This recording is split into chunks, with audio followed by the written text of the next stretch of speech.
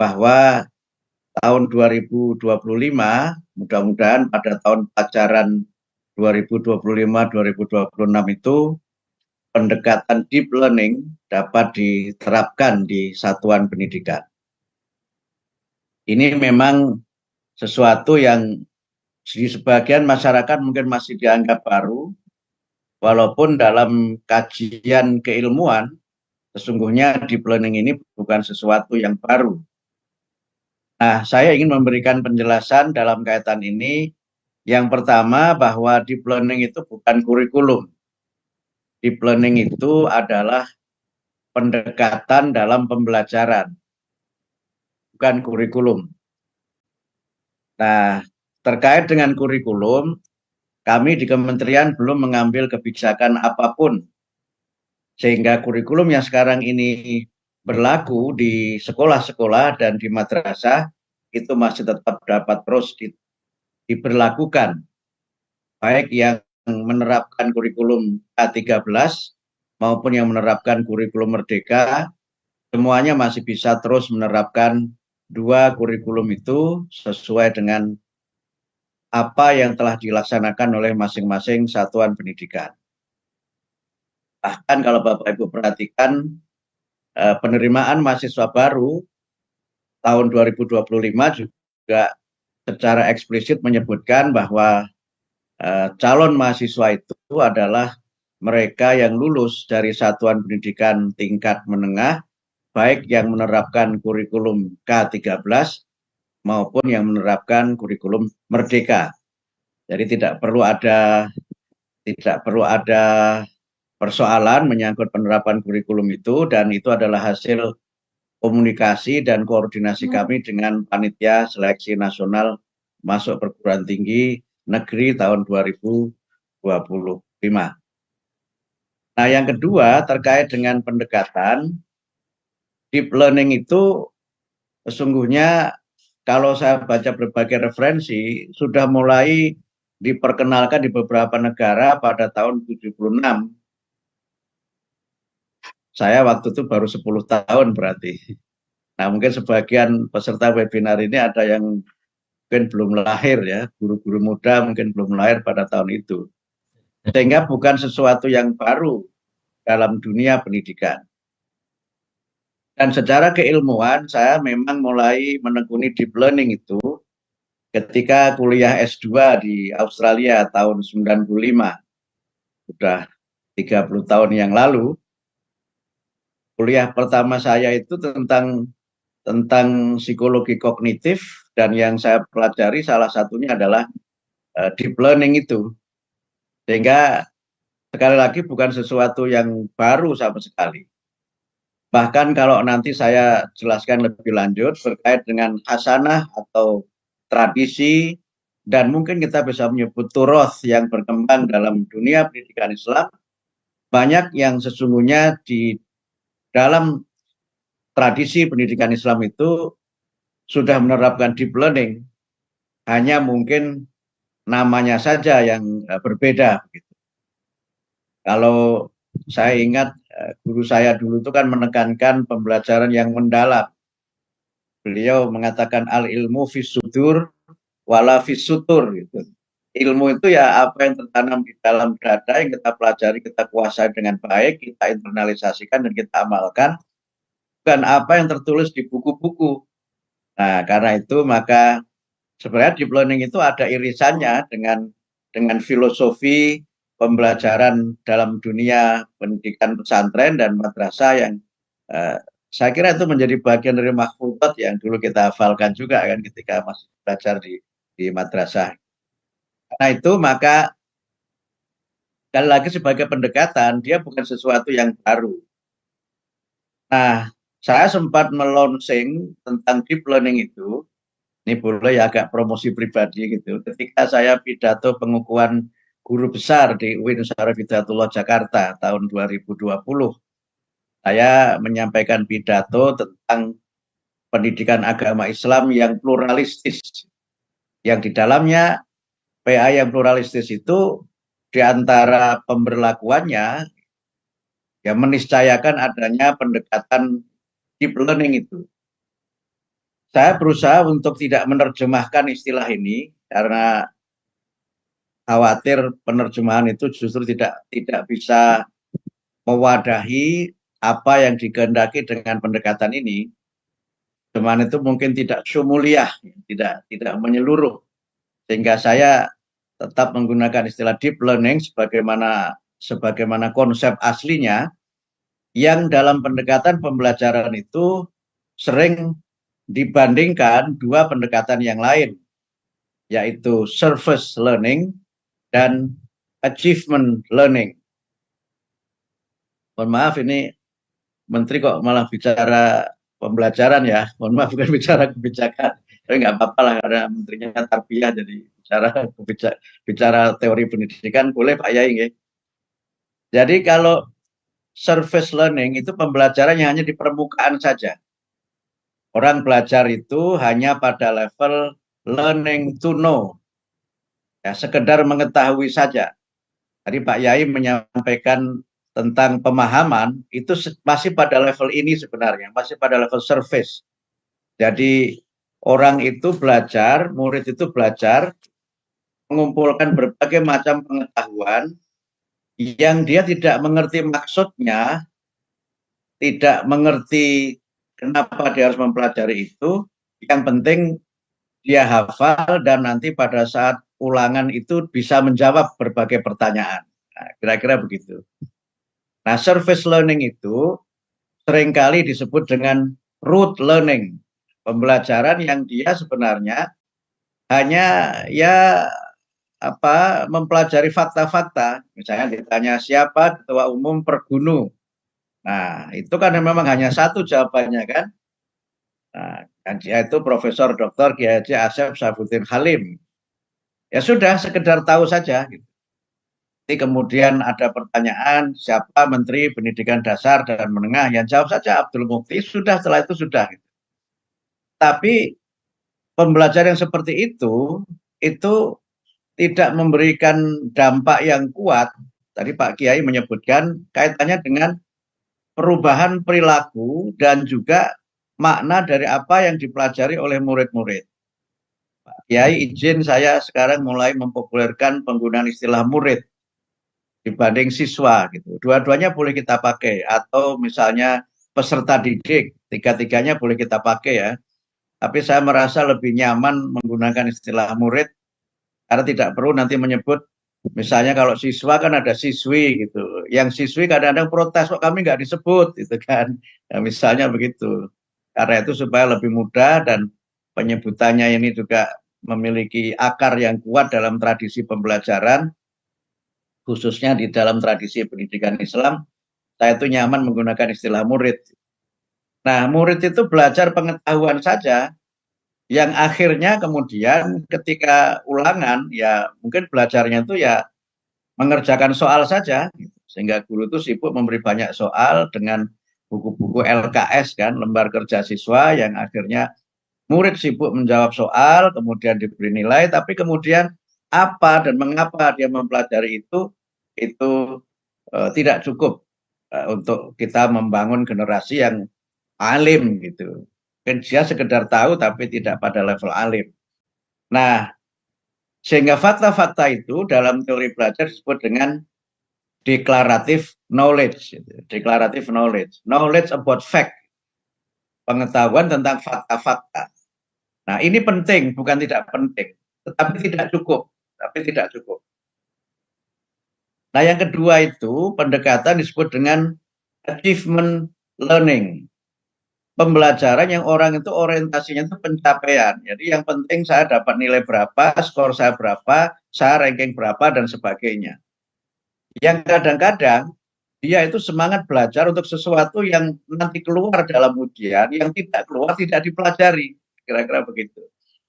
Jadi orientasinya memang memahami secara mendalam, memahami secara luas gitu, tetapi apa yang nanti keluar dalam ujian saja, yang tidak keluar dalam ujian nggak usah dipelajari. Nah, karena orientasinya achievement itu kadang-kadang, mohon maaf kan, kalau menjelang ulangan itu mencari bocoran soal, mencari bocoran. Nah, Ada yang kalau istilah sekarang itu beberapa media itu punya program namanya bocor halus. Ini bocor halus apa enggak? Itu kan kasak kusuk ya mencari bocoran soal gitu. Kemudian juga nanti ya kasak kusuk juga misalnya ikut berbagai latihan mengerjakan soal gitu. Ini juga tidak keliru, tetapi kalau belajar itu hanya untuk lulus ujian, itu menurut saya mengurangi makna belajar. Jadi Pak Kiai menyampaikan bahwa ilmu itu menjadi ilmu yang bermanfaat gitu. Kalau dia tidak sekedar membuat kita ini mampu mengerjakan soal, tetapi mampu memaknai dan memanfaatkan apa yang kita pelajari. Nah, karena orientasi achievement itu kemudian ukuran-ukuran keberhasilan belajar itu ya nilainya berapa. Kemudian nanti kalau sudah selesai ujian ya sudah, gitu kan selesai. Nah, karena itu maka pembelajaran itu menjadi sangat banyak ulangan. Dalam teori disebut dengan examination written. Mohon maaf ini istilahnya filogotil injilisiyah wala filogotil arabiyah. Mohon maaf karena istilahnya saya ambil dari teori-teori pendidikan di barat. Ujian melulu gitu. Ujian melulu. Nah, ini juga perlu tetapi tidak segala-galanya. Karena itu maka diperlukan pendekatan yang memang orang belajar itu untuk mendapatkan ilmu, bahkan sebagian teori menyebut dia sendiri yang menciptakan ilmu. Sering disebut dengan construction of knowledge. Nah, bagaimana dia bisa menciptakan ilmu? Itu karena yang dia pelajari itu tidak sesuatu yang hanya fakta-fakta, tidak sesuatu yang hanya berorientasi untuk dia lulus ujian, tapi sesuatu yang membuat dia itu mendapatkan manfaat dari yang dia pelajari. Dan ini yang dalam tradisi di pesantren, tradisi di pendidikan Islam itu seringkali dikaitkan dengan ilmu yang bermanfaat. Ilmu yang bermanfaat. Nah, deep learning itu meniscayakan sebuah proses di mana kita ini belajar itu untuk memang memperoleh ilmu. Memperoleh ilmu. Itu orientasi pertamanya begitu. Sehingga karena itu, maka dalam belajar itu informasi-informasi yang berupa fakta-fakta tadi itu bisa saja tetap diberikan, tetapi harus diberi makna bagaimana informasi itu bisa berguna. Jadi bukan dia fakta-fakta yang mati, tapi fakta-fakta yang hidup. Nanti saya akan jelaskan beberapa contoh sederhananya. Karena itu maka knowledge yang tadi bersifat deklaratif itu bisa jadi menjadi ilmu yang prosedural. Kalau deklaratif itu knowledge about what, nah prosedural itu knowledge about how, bagaimana. Misalnya begini, seorang mau ke sekolahnya Pak Kiai Profesor Asep Saifuddin. Ketemu alamatnya, Mojokerto. Mojokerto itu fakta. Mojokerto itu fakta. Saya berangkat dari Jakarta. Jakarta itu fakta. Itu fakta. Nah sekarang kemudian supaya bisa menjadi prosedur bagaimana? Kita hafal lokasi-lokasi dan tempat-tempat yang memungkinkan kita menuju Mojokerto. Nah, ketemulah misalnya knowledge bagaimana saya menuju ke rumah dan ke pondok Pak Profesor Kiai Asep Saifuddin. Maka oke, naik pesawat. Gitu ya. Oke, naik pesawat. Setelah naik pesawat, oke, kemudian pesawat itu kan knowledge, pesawat itu kan pengetahuan. Pesawat tidak boleh keliru dengan kereta api, tidak boleh keliru dengan mobil, tidak boleh keliru dengan sepeda, karena itu fakta. Ya, fakta dan dia konsep. Nah, kita kemudian tahu bagaimana, oke, kita ke bandara. Bandara itu juga fakta. Nah, kemudian terus digunakan. Nah, di situ sebenarnya sudah mulai kan, fakta-fakta itu penting. Tapi fakta kemudian menjadi lebih penting ketika dikaitkan dalam hubungannya dengan makna saya mengetahui fakta-fakta itu. Nah, gitu. Nah, ini sederhananya begitu. Di situ sudah ada level di atasnya deklaratif namanya procedural knowledge. Knowledge about how. Bagaimana saya mengerjakan sesuatu, bagaimana saya bisa memecahkan masalah dan sebagainya. Nah, kemudian dalam deep learning itu, lebih dari itu adalah knowledge about why. Mengapa saya harus mempelajari nama-nama tempat? Kalau saya mempelajari nama-nama tempat dan tidak ngerti gunanya apa, maka orang menjadi tidak termotivasi untuk belajar. Nah, ini dulu mirip ketika saya belajar di madrasah dulu kan, mohon maaf, guru-guru saya itu ketika ngajari nadzoman dan sebagainya itu kan hanya suruh menghafalkan, tapi kadang kita nggak dijelaskan gunanya apa kalau saya sudah tahu itu. Gitu. Misalnya saya dulu belajar misalnya fa'ala sehgote fi'il madhi maknane wos gawe sapa dheweke lanang siji itu kan ngapalin aja tapi makna fi'il madhi itu apa, contoh kalimatnya bagaimana, dan kemudian bagaimana saya bisa menggunakan itu dalam hal yang lebih luas, itu seringkali nggak dijelaskan. Nah, itu yang malah kadang-kadang sebagian guru tertentu itu kalau kita coba nanya, itu divonis jangan terlalu banyak tanya seperti Bani Israel. Gitu. Itu guru zaman dulu ya, nggak tahu guru zaman sekarang masih ada nggak itu ya. Padahal sebenarnya ketika kita bertanya, murid itu bertanya, kan harusnya proses itu dijawab oleh guru. Nah, karena itu supaya tidak terlalu rumit dan panjang, maka deep learning itu pembelajaran yang kita tahu mengapa kita mempelajari itu. Kemudian kita juga tahu bagaimana cara mempelajarinya. Karena beda mata pelajaran, beda pokok bahasan, cara mempelajarinya itu berbeda. Cara mempelajari sejarah itu beda mempelajari matematika kan. Karena kita harus tahu karakteristik dari ilmu sejarah itu seperti apa. Tadi saya berikan contoh karakteristik belajar i'rab itu seperti apa, belajar apa i'lal itu seperti apa. Itu kan beda karakternya dengan menghafalkan nadzoman dalam misalnya alfiyah atau jurumiyah gitu. Beda kan? Nah, karena itu maka murid itu dibimbing dalam deep learning itu. Kalau mata pelajaran seperti ini kamu mempelajarinya bagaimana gitu. Dan prosesnya juga bottom up dari bawah ke atas, bukan selalu harus ikut guru seperti ini. Nah, di situ kemudian ada proses di mana dalam pembelajaran itu, dalam deep learning itu ada proses namanya mindful learning. Mindful itu ada istilah Inggris lagi nih, saya belum hitung bahasa Arabnya ya. Proses di mana murid itu terlibat dalam learning engagement. Learning engagement. Learning engagement itu satu proses di mana murid itu terlibat dalam proses belajar itu. Mengapa dia mempelajari itu dijelaskan. Kemudian caranya bagaimana dia terlibat. Dan kemudian yang kedua, guru juga tidak berangkat dari teks. Misalnya ketika mempelajari mengenai Zoom, mempelajari mengenai Zoom. Maka guru bisa saja mengajak murid untuk misalnya tanya gitu, siapa sudah tahu tentang Zoom? Zoom itu apa? Nah, Zoom itu mulai ditemukan kapan, oleh siapa, bagaimana sistem kerja dari Zoom itu dan sebagainya. Itu dieksplorasi dari bawah. Dari bawah. Sehingga sejak awal murid itu engage. Murid itu terlibat dalam proses pembelajaran. Nah, yang kedua kemudian murid itu menemukan makna dari yang dia pelajari. Kalau kamu itu sudah memahami Zoom, bisa menggunakan, itu apa manfaatnya untuk Anda? Apa manfaatnya untuk kegiatan pembelajaran, apa manfaatnya untuk seminar, bahkan mungkin apa manfaatnya untuk ekonomi, apa manfaatnya untuk pengembangan ilmu dan sebagainya. Sehingga meaning itu, murid itu mempelajari, saya belajar ini ternyata manfaatnya besar, manfaatnya besar. Kalau kita belajar di pesantren gitu kan, kita belajar ilmu-ilmu agama itu seringkali kalau tidak dijelaskan itu orang terpengaruh oleh hal-hal yang sifatnya tadi hanya sekedar tahu, hanya sekedar lulus.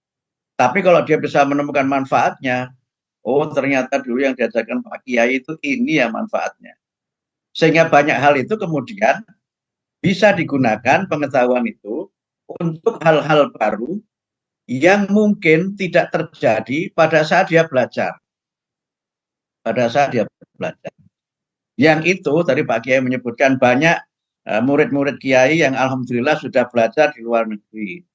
Itu saya yakin kalau bekal yang dari pesantren itu dipahami dengan mendalam, ya nggak ada kesulitan. Nggak ada kesulitan dalam misalnya harus beradaptasi dengan situasi-situasi yang baru. Misalnya begini, Kiai, ini sekedar cerita ilustrasi pentingnya meaningful learning itu. Satu saat saya tuh terbang dari New Mexico ke Tokyo. Saya terbang dari New Mexico. Nah, New Mexico itu mana? Nah, ini fakta lagi nih, New Mexico mana ini fakta. New Mexico itu salah satu, ini negara bagian di Amerika yang berbatasan dengan Meksiko. Sebagian besar penduduknya di situ berbahasa Spanyol daripada bahasa Inggris. Nah, saya terbang hari Jumat jam 12. Saya terbang hari Jumat jam 12 ke Tokyo Narita. Tokyo Narita ke Jepang. Tokyo Narita itu kan juga fakta lagi kan, fact itu fakta lagi. Kemudian saya terbang hanya sekitar 9 jam dari New Mexico ke Tokyo Narita itu. Saya berangkat dari Jumat, tapi saya tiba di Tokyo itu hari Sabtu. Nah, ini kan real ya, ini real, ini pengalaman real tuh nggak kebayang juga dulu waktu saya belajar, termasuk ketika kuliah di IAIN juga nggak kebayang ini. Kemudian orang kan bicara sehari itu 24 jam, tapi dalam pengalaman saya nggak ada 24 jam sehari itu, ya kan? Nggak ada 24 jam. Karena saya hanya terbang 9 jam dan sudah beda hari yang itu jamnya sama. Nah, kemudian pertanyaannya begini, kalau saya harus sholat, kalau saya harus sholat, saya sholat apa ketika di pesawat itu? Misalnya kan, kalau orang belajar bicara misalnya sholat itu 5 kali dalam sehari. Tapi kalau dalam situasi seperti saya itu, saya sholat apa di pesawat? Nah, apakah jamak kosor? Kalau jamak kosor itu yang dijamak sholat apa dengan apa? Kalau dikumpulkan 5 waktu misalnya, nah mengumpulkan sholat 5 waktu itu dasarnya apa? Nah, poin saya apa Bapak Ibu sekalian? Saya tidak ingin kemudian membuat Bapak Ibu menjadi semakin pusing dengan ini, bukan. Tapi contoh bagaimana supaya yang dipelajari itu memberi bekal kepada murid-murid kita itu untuk bisa mengatasi berbagai macam persoalan yang itu tidak mungkin belum dia alami ketika dia belajar di Mojokerto atau dari Salit, ada yang di Aji Barang, ada yang di Kudus, ada yang di mana itu. Karena mereka harus menjadi warga dunia dan mungkin saja mereka akan menjelajah dunia. Nah, karena itu maka meaningful learning itu memberikan satu penekanan bahwa yang dipelajari itu penting, yang dipelajari itu berguna, yang dipelajari itu bermanfaat. Nah, disitulah murid itu menjadi termotivasi ketika yang dipelajari itu bermanfaat. Dan kadang-kadang memang kita harus berani agak out of context gitu ketika menjelaskan itu. Misalnya begini, ya ini cerita masa lalu lah gitu. Guru-guru saya tuh hebat cara memotivasinya, tapi kadang-kadang saya lihat cara memotivasinya juga perlu ditinjau ulang. Misalnya begini, saya kan kalau pelajaran matematika itu kan nggak pinter ya, tinggi tertinggi nilai saya itu 7 apa 8 gitu. Pernah malah waktu MI itu ada satu nilai merah itu matematika gitu. 6 tahun sekolah itu satu nilai merah itu matematika. Saya kelihatan sedih itu, sedih lah gitu kan. Dulu kan masih ada nilai merah kan. Tapi guru saya tuh menghibur saya, Mukti nggak usah sedih, matematika itu tidak menjadi pertanyaan di alam kubur gitu. Ya itu saya tidak sedih memang kemudian ya dah ini kan hanya ilmu dunia gitu. Tapi kalau hanya itu yang dipakai, akhirnya murid tidak termotivasi belajar matematika. Nah, sekarang ketika matematika menjadi kebijakan saya di pendidikan dasar menengah, bahkan matematika bisa mulai diajarkan di tingkat TK, itu saya mengatakan matematika itu ilmu yang sangat penting, bahkan di akhirat ilmu yang berlaku itu matematika. Kenapa begitu? Nanti sebelum kita itu diputuskan masuk surga atau neraka itu kan ada yaumul hisab, hari penghitungan. Nah, itu kan matematika, itu kan matematika, kira-kira begitu. Nah, jadi cara kita memotivasi murid-murid kita itu harus aktual dan kemudian memang oh iya ini penting gitu.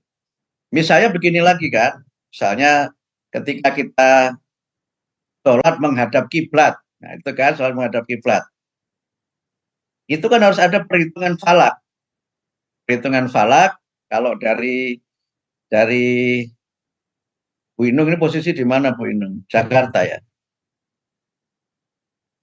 Purwokerto, di Purwokerto. Purwokerto. Iya. Nah, Purwokerto menghadap ke Masjidil Haram itu berapa derajat? Kemudian sudutnya berapa kalau kita ambil misalnya antara sudut dari posisi menghadap ke barat dengan utara itu berapa sudutnya? Itu kan matematika.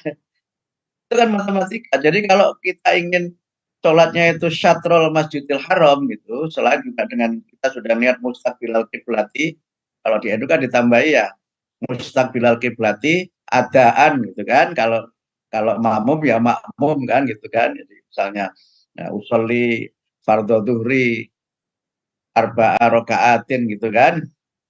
Mustaqbilal kiblati adaan makmuman lillahi ta'ala gitu. Saya masih hafal kayaknya itu doa itu.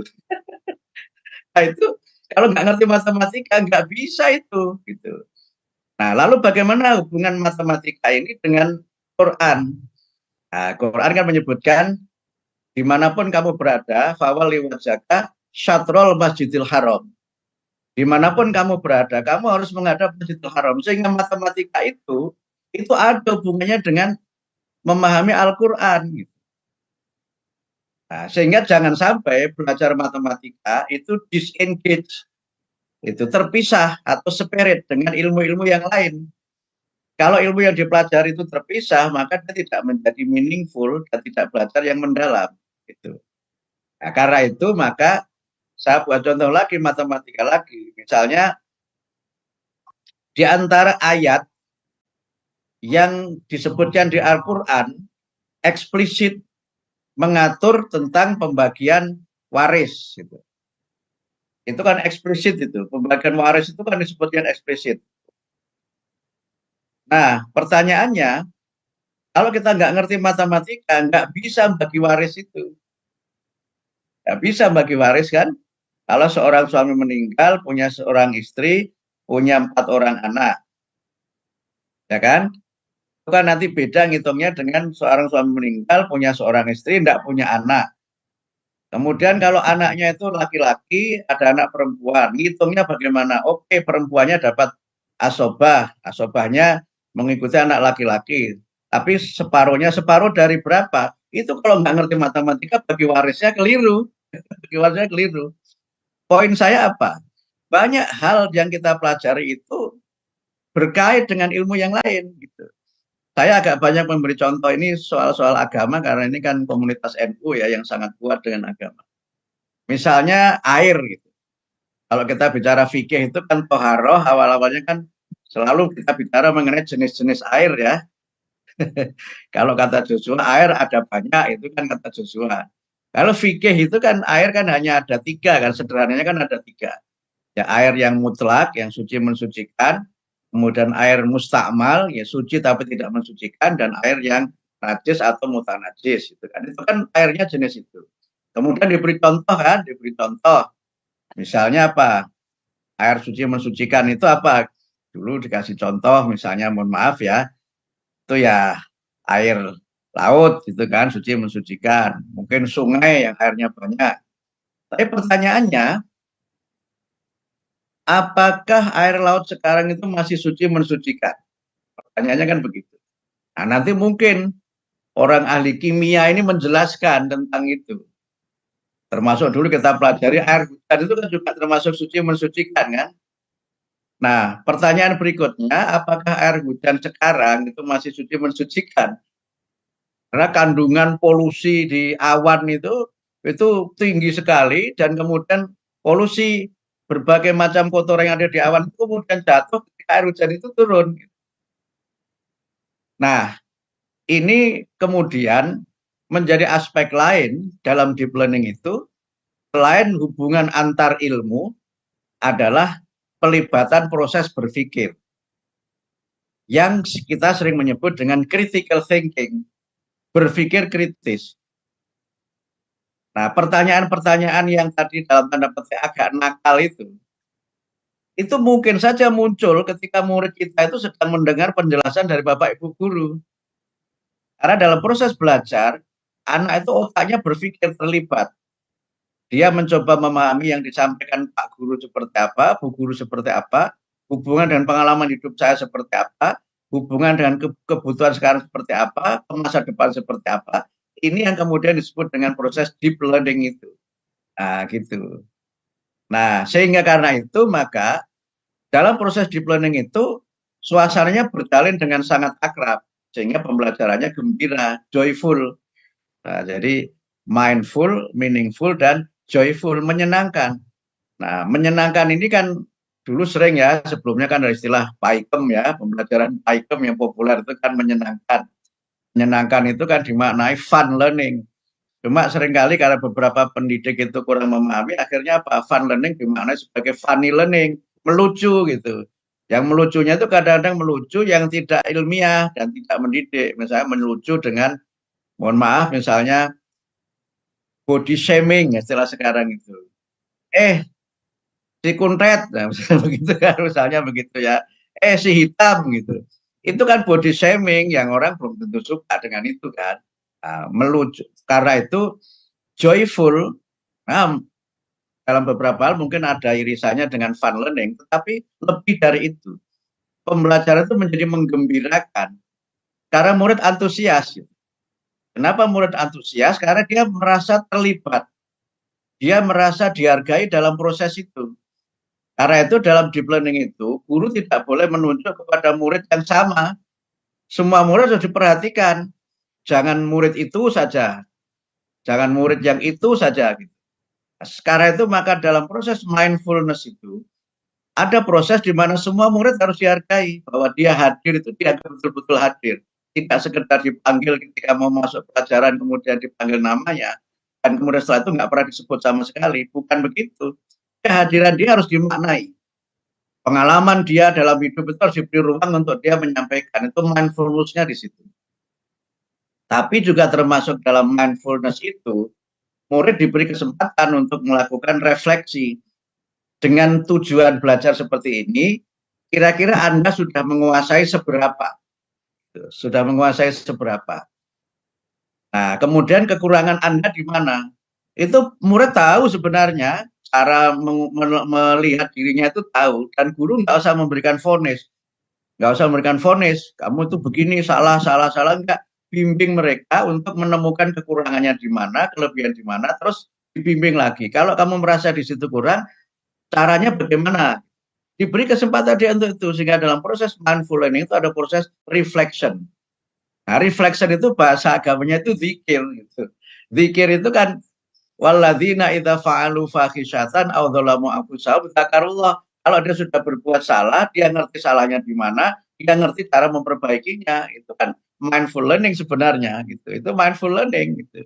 Sehingga karena itu, maka dalam proses mindful learning itu murid itu juga dibimbing gitu. Bimbing terus kemudian terlibat. Nah, sehingga dengan cara seperti itu dia tahu bagaimana memperbaikinya. Nah, dalam teori ini ada dua teori namanya di sini sudah, namanya metacognitive learning. Metakognitif belajar di mana murid itu tahu apa yang dipelajari, kekurangan di mana, cara memperbaiki di mana, dan evaluasinya ada namanya evaluasi Solo, bukan evaluasi Mojokerto atau Surabaya. Solo itu singkatan dari self-observed learning outcome. Self-observed learning outcome. Jadi dia melakukan observasi diri dari hasil belajar yang dia pelajari. Nah, gitu.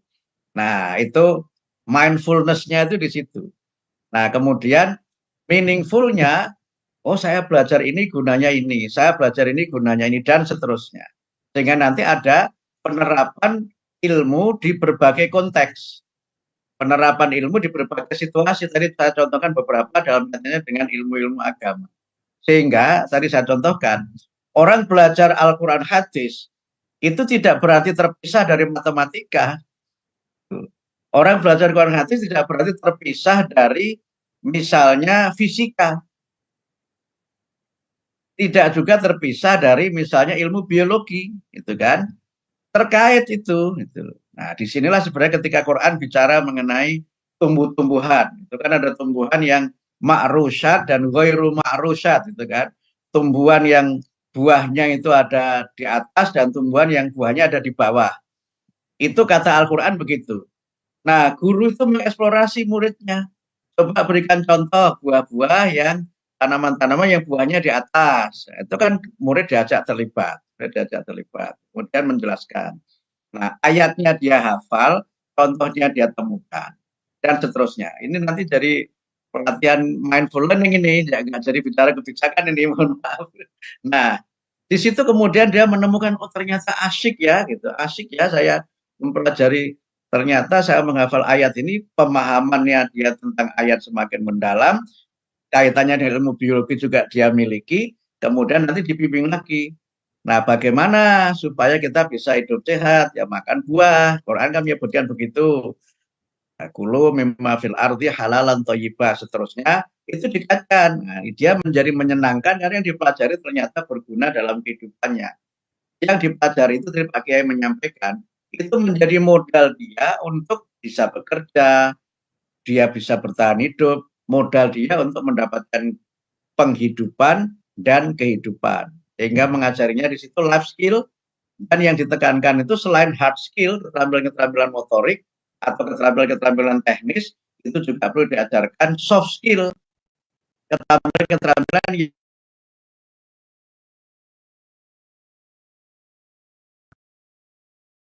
transfer, tapi transform.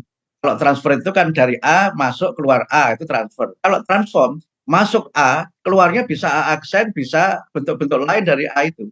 Nah, tadi saya contohkan misalnya mempelajari fi'il madhi, gurunya mencontohkan hanya dengan lafadz fa'ala. Nah, kemudian bisa jadi kan kalimatnya dalam bentuk fi'il yang lain, sama-sama fi'il madhi tapi tidak fa'ala. Misalnya apa? Doroba. Dan kemudian contoh lagi misalnya apa? Ja'ala dan lain-lain gitu misalnya. Itu transformasi. Sehingga karena itu dia bisa melakukan proses apa yang kita sebut dengan kreativitas mengembangkan yang dipelajari. Dulu kan kalau bicara fi'il, fa'il, maf'ul kan selalu doroba zaitun kalban gitu kan. Bisa nggak zaitnya diganti robet? Bisa nggak zaitnya diganti dengan mukti? Kan bisa saja, transformasinya ada di situ. Nah, kemudian karena dia bisa melakukan itu, maka dia merasa senang belajar karena pelajari berguna, bermanfaat, bisa mendapatkan sesuatu yang baru, ada pencerahan, ada dia dihargai dan sebagainya. Kira-kira begitu di planning itu. Nah, kalau nanti ini sudah diterapkan, maka ada dua implikasi. Nah, ini akhir dari ceramah saya. Pertama, jumlah materi pelajaran memang harus dikurangi, Bapak Ibu. Mata pelajarnya tidak dikurangi. Kalau mata pelajaran dikurangi, nanti ada guru yang kehilangan jam mengajar, repot, nggak bisa memenuhi tuntutan sertifikasi. Ya, ada guru kehilangan mata pelajaran, nanti bisa bermasalah. Ini saya lihat di chatting ada Bu Dirjen GTK juga ikut di Zoom ini. Terima kasih Prof. Nuno. Kalau ada di layar mungkin bisa menunjukkan muka sebentar. Kemudian juga ada beberapa tokoh lain yang ada di sini. Nah, ada Prof. Nuno ini, Bu Dirjen GTK. Ini yang nanti urusannya dengan pelatihan guru. Matur nuwun Bu Nuno. Jadi seminar ini Pak Yai dihadiri oleh Bu Dirjen Pak Yai. Karena pentingnya pergunu dan pentingnya seminar ini. Sehingga nanti mata pelajarannya tidak dikurangi, tapi muatannya yang dikurangi. Gitu. Muatannya dikurangi. Jadi kalau misalnya dalam satu mata pelajaran semester 1 misalnya kajiannya itu ada 10 pokok bahasan, mungkin nanti dikurangi menjadi 7 atau mungkin 6, tapi 6 atau 7 itu yang memang betul-betul sangat penting. Sehingga guru nanti tidak kejar tayang. Karena kan pelajarannya masih kejar tayang kan, yang itu sudah diajarkan gitu. Bahkan mungkin yang masih menetapkan KMM itu kriteria ketuntasan minimal kan, itu masih kejar-kejar, ini belum 75% ini, nanti ketemu pengawas, wah udah keringetan ketemu pengawas itu, maka dengan deep learning ini nanti nggak perlu kejar-kejaran itu. Nah, sehingga dengan deep learning ini memang mungkin nanti akan ada perubahan menyangkut konten. Mata pelajarannya tetap, tetapi muatan dalam mata pelajaran itu nanti akan dikurangi. Sekarang kita masih dalam proses itu. Sekarang pengkajian deep learning-nya itu sudah sudah selesai laporan yang saya terima, nanti akan dilaporkan ke saya sebagai menteri, dan nanti akan kita lihat kajian-kajian akademiknya sudah, kemudian pendekatannya secara metodologi sudah, tinggal nanti kalau sudah selesai muncul peraturan menteri, nanti pelatihan gurunya akan seperti apa. Nanti akan ada sesuatu yang baru di bawah kepemimpinan Profesor Nunu untuk pelatihan guru. Akan ada pelatihan deep learning. Nah, kemudian yang terakhir, kalau ada pelatihan ini seneng apa enggak ya guru-guru ini ya? Saya kira guru-guru seneng ya ada pelatihannya. Seneng Pak Menteri, apalagi ya, karena contoh-contoh. Karena itu keikutsertaan dalam pelatihan nanti dihitung sebagai poin dalam pemenuhan 24 jam. Jadi Bapak Ibu guru, ini terakhir ya, sesuai dengan surat edaran yang sudah kita sepakati dengan Badan Kepegawaian Negara, Bapak Ibu guru tidak perlu harus mengajar 24 jam tatap muka. Tuh.